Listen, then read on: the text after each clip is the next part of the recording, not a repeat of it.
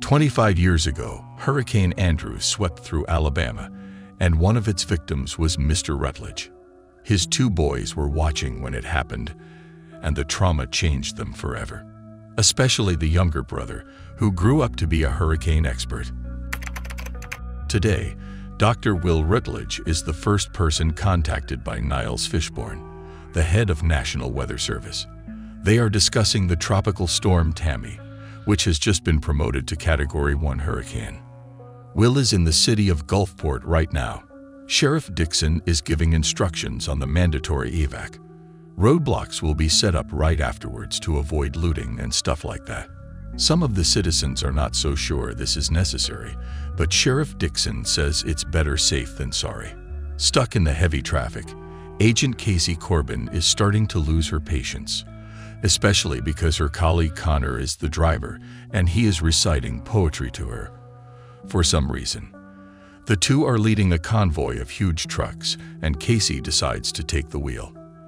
That doesn't go very well for the other cars, but she does get the job done, arriving on time to their destination, a Department of Treasury facility. Still talking to Niles, Will says he can smell a bigger storm than they're expecting. The director doesn't take his smelling very seriously and points out he can't send the National Guard there on a hunch. The actual measuring instruments indicate this won't be more than a Category 2. At the Department of Treasury, we get to see now what was in those trucks.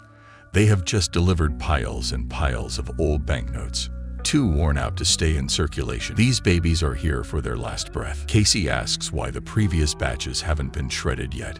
It's dangerous to have that much money around. Someone explains to her that their machine isn't working. In the other room, Agent Moreno is explaining the same thing to Frears and Sasha, who are here to fix the software. The glitch happened a few weeks ago, and the cash is just piling up. This last batch makes it a total of $600 million. Casey reports the situation to Morris from Washington. Morris is no fun at all. He says the cash is her responsibility and makes sure to bring up the times when she messed up in the past. Apparently, this is why she is a cash sitter in the first place. She got demoted over some bad decisions, and now she's struggling to be seen as trustworthy again. So she asks permission to reset the vault code, and it's granted. She makes the change and then bags the iPad with those winning numbers. Back to Will. He is finally leaving the town before the storm hits. But first, he calls his other brother, and I swear his name is Breeze.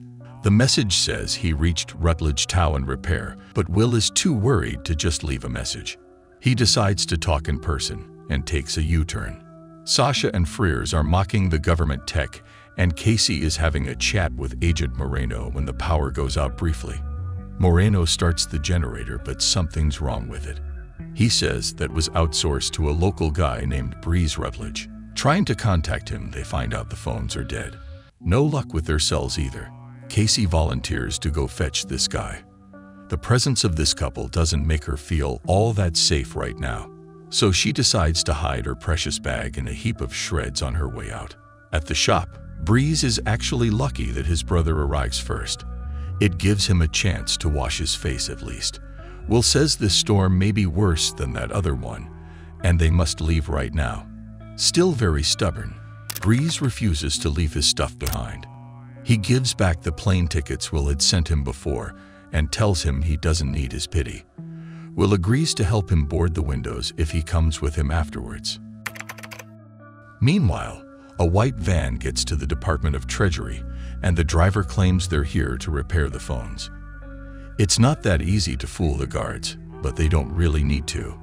They have guns. The entire facility goes into emergency lockdown. Moreno tells Sasha and Frears that they're safe here, behind bulletproof glass. All they have to do is stay calm. Outside, the intruders keep advancing towards the building, while Connor shows his true colors by neutralizing two agents when no one's looking. Then he welcomes the thieves. Not all of them, of course, just a lady named Jackie. She tells him to be prepared for actual casualties. So good news is that all those guys are just napping, for now.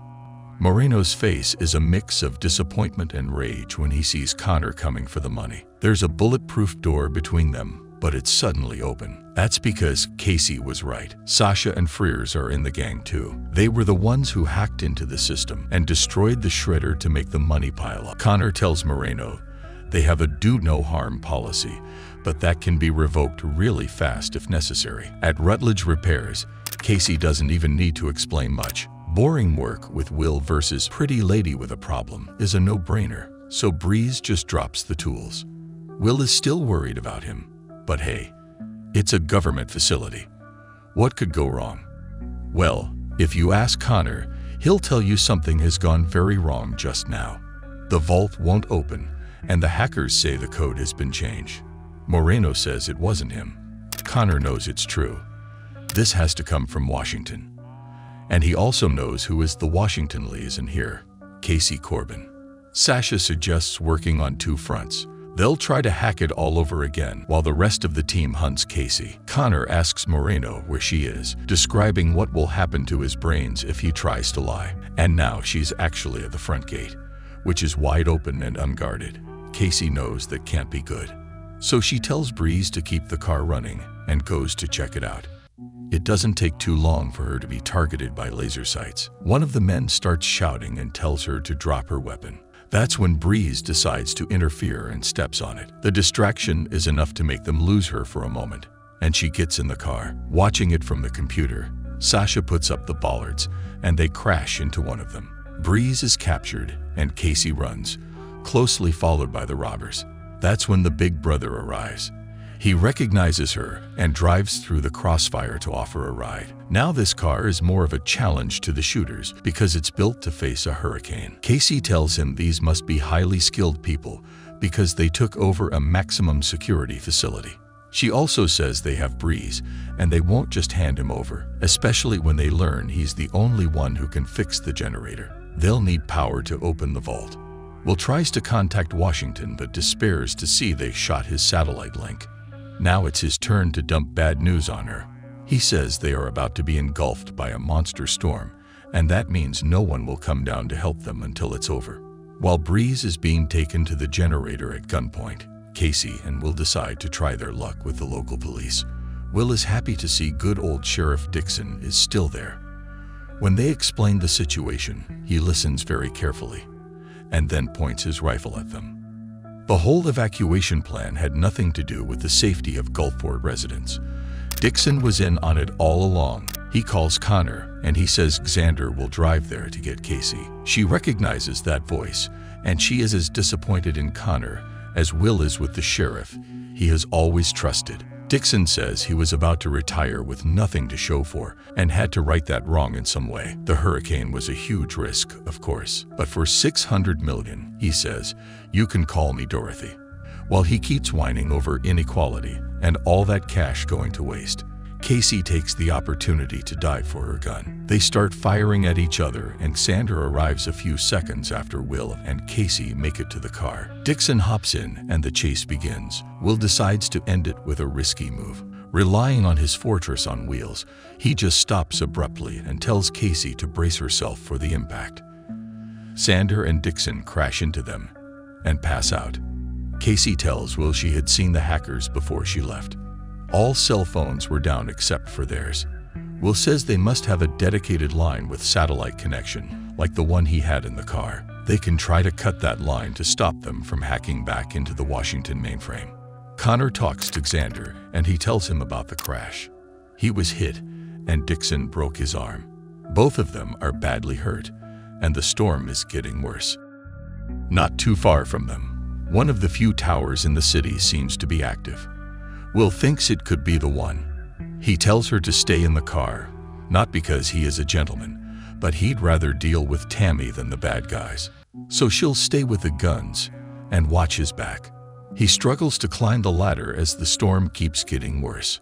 A car lifted up by the winds hits the tower, and Will gets knocked off the ladder, hanging by the rope.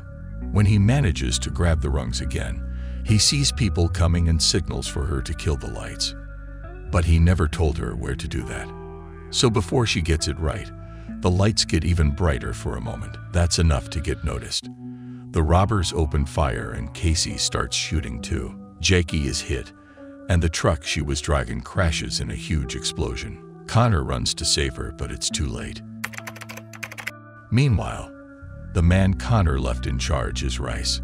He's asking Frears if the computer can't go any faster, and Sasha just laughs at his stupidity. They are really close to getting the new code, with only 3 numbers left. At the same time, Casey is bringing that tower down, as Will shouts some instructions from the roof. Right when there's only 1 number to go, the tower comes crashing down, and their connection is lost. Sasha says the line must have been cut, and Moreno celebrates, provoking Rice's anger. Will is back in the car now, but Casey still has to get it unhooked. She's also out of ammo, and those people are still shooting. Will says he'll hold them off. Casey is a little skeptical, but he does know what he's doing. The storm turns everything into ammo if you know how to feed it right.